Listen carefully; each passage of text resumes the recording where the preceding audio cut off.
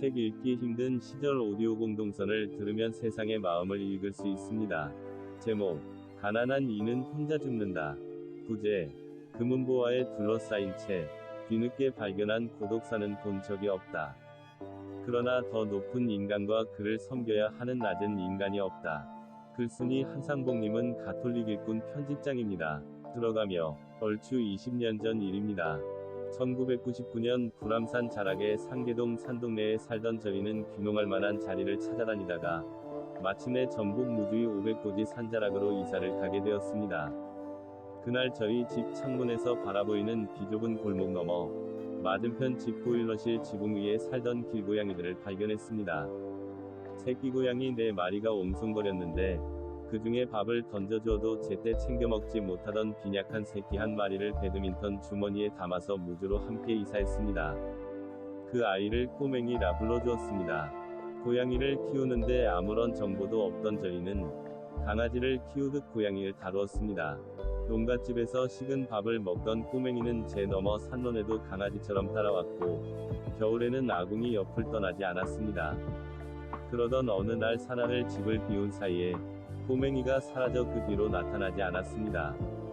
문제는 그 아이의 생사를 확인할 길이 없다는 거였습니다.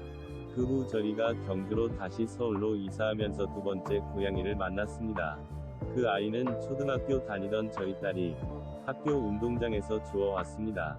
습식사료 캔과 함께 검은 비닐봉투에 담겨진 이 아이는 버려진 집고양이 새끼였습니다. 주먹만 했던 이 아이가 놀이입니다. 벌써 8년째 저리와 살고 있는 3세기입니다.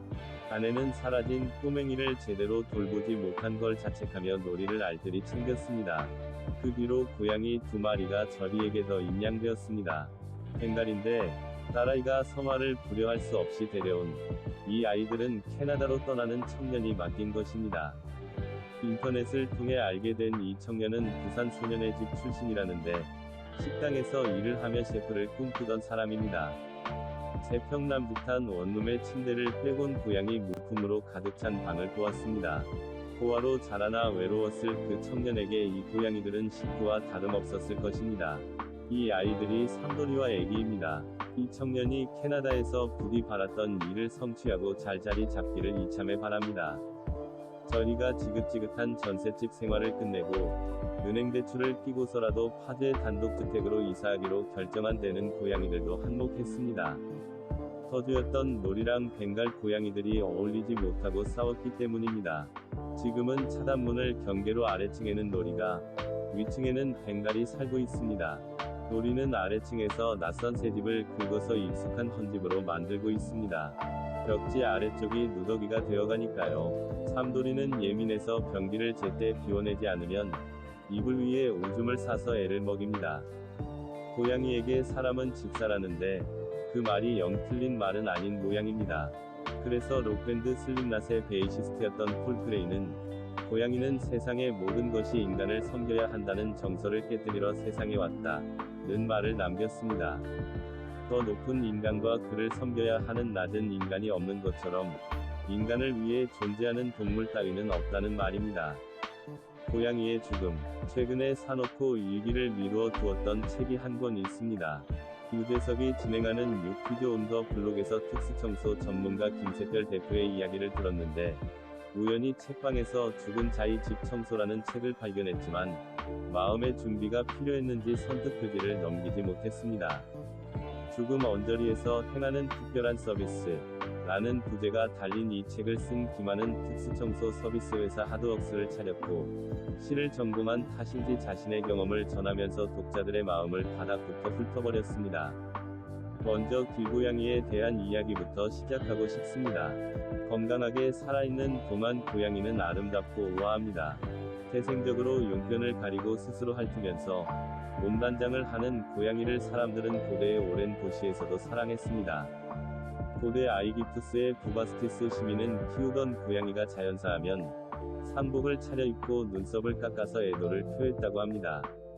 우리나라에서도 최근에는 고양이를 반려동물로 받아들여 고양이 집사를 자처하는 이들이 늘어나고 있습니다. 예전에는 음식물 쓰레기 봉투를 찢어놓는 도둑고양이를 혐오했지만 이제는 길고양이라고 부르며 꾸준히 먹이를 주며 돌보는 캣맘도 생겨나는 추세입니다. 아내도 최근에 1년 가까이 다닌 반찬 가게에서 그 동네 길고양이들에게 캣맘 역할을 톡톡히 했습니다. 파주 집에선 아침 저녁으로 대문간에 사료와 물을 떠다 놓습니다. 비 오는 날엔 비닐우산을 씌워놓고 겨울이 되자 미지근한 물을 바깥에 내놓습니다. 결국 우리가 돌보는 고양이가 집 안팎으로 좋기 10마리는 되지 않을까 싶습니다.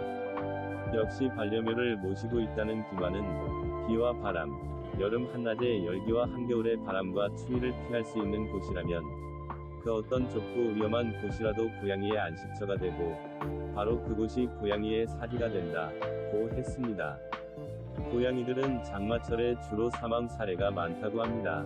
비를 맞은 고양이들은 구석진 곳으로 피해서 추위를 견디다가 저체온 등으로 죽고 결국 그 썩어가는 냄새가 사람을 괴롭힌다고 기만은 말합니다. 그래도 그분이 수습한 길고양이는 사정이 나은 편입니다. 길고양이들은 위태로운 환경에서도 자유를 누리며 살아갑니다. 누구의 구속도 당하지 않고 마음껏 거리를 활보하고 지붕처럼 높은 곳에 발을 딛고 서서 인간쯤이야 내 발밑이지라고 거드름을 피우며 내려다봅니다. 약해지면 목숨을 거두어가는 야생의 법칙은 피할 재간이 없지만 최소한 길고양이들은 살아있는 동안 스스로 자기 삶을 이끌어가는 주인입니다. 그러나 철망 케이지 안에 유폐된 세계에서 죽은 고양이들은 가련합니다. 김환이 수습했던 주상복합 아파트에서 죽은 고양이들의 상황은 끔찍했습니다. 2개의 큰 철망 케이지 안에서 갇혀 형태조차 알아볼 수 없을 정도로 녹아내려 털가죽만 남은 고양이들. 은 러시안 블루, 샴, 아메리칸 숏헤어 등 귀한 품종이었으나 수북한 똥 덩어리와 함께 뼈조각과 털가죽이 온통 뒤엉켜 있는 고양이들의 시신은 무슨 연유인지 모르지만 주인의 손길이 끊어지면서 지옥을 경험했다는 걸 알려줍니다. 혹독한 굶주림과 갈증, 어디로도 빠져나갈 수 없다는 절망감, 자기를 돌보던 인간에 대한 배신감이 엄습하면서 차례로 죽어갔을 것입니다. 기만은 사람이든 동물이든 죽음 앞에선 냉정한 자연의 법칙이 적용될 뿐이라고 말합니다. 동물이 죽으면 어김없이 파리들이 꼬이고 그 죽음을 양분 삼아 번식하여 수많은 생명체를 부화시킨다. 사람이 죽은 곳도 이와 다를 바가 없다.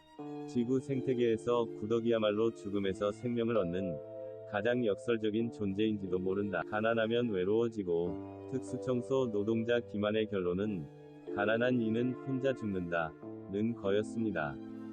이른바 고급 빌라나 호화주택의 고가의 세간을 남긴 채 이른바 금은보화에 둘러싸인 채 뒤늦게 발견한 고독사는 본 적이 없다는 것입니다. 연락을 받고 달려간 죽은 자의 집에는 늘 가난과 고독의 그림자가 드리워 있었다 합니다. 어떤 날은 죽은 이의 우편함에 꽂힌 채 아래를 향해 구부러진 고지서와 청구서마저 가난의 등이 휜 것처럼 보였다 합니다. 그는 자신을 가난의 눈이 멀어 혹은 가난의 눈이 뜨여 그 어떤 것에서도 곰핍의 냄새를 찾아내는 대솜씨를 발휘하는 청소도 라 했습니다. 그가 보는 세계에서 비닉비는 일상적이고 지당합니다. 구입부는 먼발치에서 그저 누군가 읊조리는 대로 들어만 봤을 뿐 일찍이 경험해 본 바가 없습니다. 가난은 가난과 어울려 다니며 또 다른 가난을 불러와 친구가 되고 부는 부와 어울리며 또 다른 풍요를 불러오는 것 같았습니다. 그리고 가난해지면 필연적으로 더 고독해집니다. 빈궁한 자에게는 가족조차 연락을 끊는 경우가 많습니다. 그래서 옆집에서 풍기는 이상한 냄새를 의아하게 여긴 이웃의 신고로 죽음은 뒤늦게 발견됩니다. 경찰은 그제야 사망의 원인을 규명하며 유족을 찾아 나섭니다. 고독사 선진국이라는 일본에서는 고독이라는 감정 판단이 들어간 고독사라는 말보다 고립사라는 사회적 표현을 공식용어로 쓴다고 했습니다. 허나 고독사를 고립사로 바꿔 부른들 죽은 이의 고독은 솜털만큼도 덜해지진 않습니다. 이런 가난한 자의 집에 넉넉하다 못해 넘쳐나는 것은 바로 우편물입니다. 체납고지서와 독촉장, 가스와 수도와 전기를 끊겠다며 울음장을 놓는 미남요금 경고장, 경고한 대로 이제 공급을 중단했다는 최후 통첩장이 우편함에 빽빽하게 꽂혀 있습니다. 김환이 청소한 청담동의 한 빌라에서 죽은 이의 흔적도 그러했습니다. 그가 살던 200일 후 현관문에는 전기공급 제한 예정 알림이라는 붉은 고딕체에 제목이 붙은 노란 딱지가 붙어 있었습니다. 인쇄된 예고장의 담당자가 사인펜으로 쓸 예정했자는 6월 15일, 건물관리회사에서 알려준 주검수습 날짜와 겹칩니다. 김환은 이 비정한 도시에서는 전기가 끊어지면 삶도 끝나는 것일까? 웃습니다. 독촉이 이어지다 마침내 전기가 끊긴 날, 그는 사람 키보다 높은 냉장고 앞에서 목을 메고 스스로 목숨을 끊었습니다. 그리고 이 도시에서 전기를 끊는 행위는 결국 죽어서 해결하라는 국가의 무언의 타살권유가 아닐까 비판합니다. 이 집을 청소하고서 김환은 이렇게 적었습니다. 주로 가난한 이는 혼자 죽는 것 같다. 그리고 가난해지면 더욱 외로워지는 듯하다. 가난과 외로움은 사이좋은 오랜 벗처럼 어깨를 맞대고 함께 이 세계를 순례하는 것 같다. 이참에 김환은 어느 현자가 있어 고독하게 죽어간 이들을 위로할 수 있기를 바랍니다. 생사를 놓고 고민할 만큼 인간을 궁지로 몰아붙인 지대하고 심각한 문제들, 죽은 이의 마지막 수단, 마지막 머문 곳까지 찾아와 암울하고 축축한 얼룩으로 물들인 가난이나 외로움 따위는 죽음의 문을 넘는 순간부터 아무런 가치도 없어지고 그 아무리 중차대한 것조차 하찮게 웃어넘길 수 있는 것이 돼버린다면 참 기쁠 것 같다고 했습니다.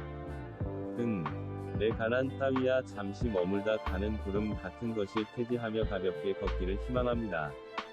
가난하다고 너무 심각해지지 말자. 그대가 현자라면 언제나 심각한 사람이 손해라는 것쯤은 깨달았으리라. 어차피 지갑이 홀쭉 하나 배불러 터지거나 지금 웃고 있다면 그 순간만은 행복하고 인간이라면 누구나 죽는다는 사실만큼은 절대 변하지 않는다. 이 글을 쓰는 동안 갑자기 마음이 조급해집니다. 나를 사랑하고 내가 사랑했던 사람들이 그리워집니다. 그중엔 한참 전에 청춘을 흩뿌리고 떠난 친구도 있습니다. 말끝마다 너는 내 머리고 나는 내 심장이라고 했던 시인 이상을 좋아했던 그 친구는 수없이 많은 시를 썼지만 시인이 되지 못하고 공무원이던 아내 곁에서 암으로 죽었습니다. 내가 결혼할 때 수줍게 내민 선물은 금장을 입힌 탁상용 배종시계였습니다.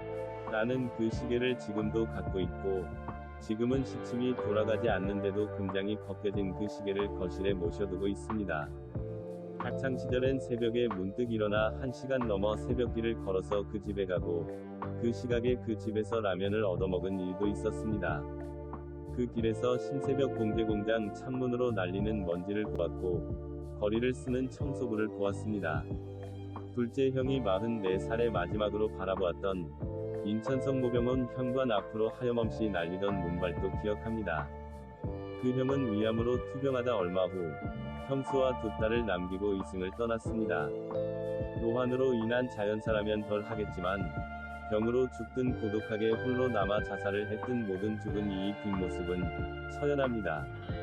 쓸쓸하고 덧없다.